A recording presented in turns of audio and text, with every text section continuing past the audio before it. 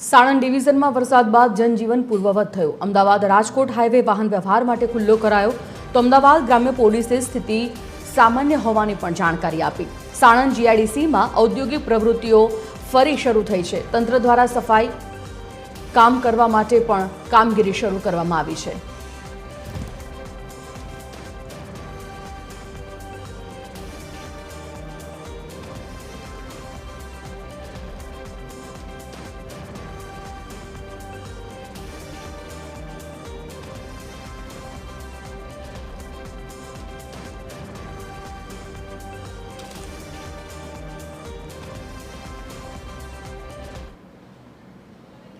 નવસારીમાં ભારે વરસાદ અને ઘોડાપૂરથી જિલ્લા પંચાયતના આશરે 250 અને સ્ટેટ હસ્તકના 30 રસ્તાઓ પ્રભાવિત થયા।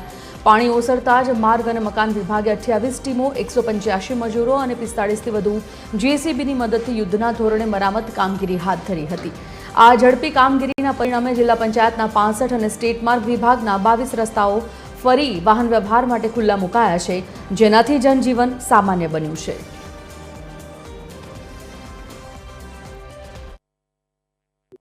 કુલ 65 રોડો રિપેરિંગ કરી અને ચાલુ કરેલ છે અને બાકીના રોડોની મરામત ચાલુ છે, તે ટૂંક સમયમાં પૂર્ણ કરવામાં આવશે।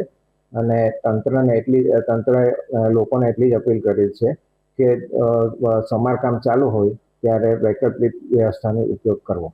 એક દિવસમાં સરેરાશ આપણે જોઈએ તો 28 ટીમો કાર્યરત હતી, એની સાથે 185 થી 190 મજૂરો અને 45 જેટલા જેસીબી અને અન્ય સાધન સામગ્રી સાથે તંત્ર કામ કરી રહ્યું હતું।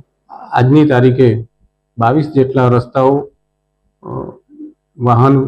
વાહન વ્યવહાર માટે ખુલ્લા મૂકી દેવામાં આવેલ હતા।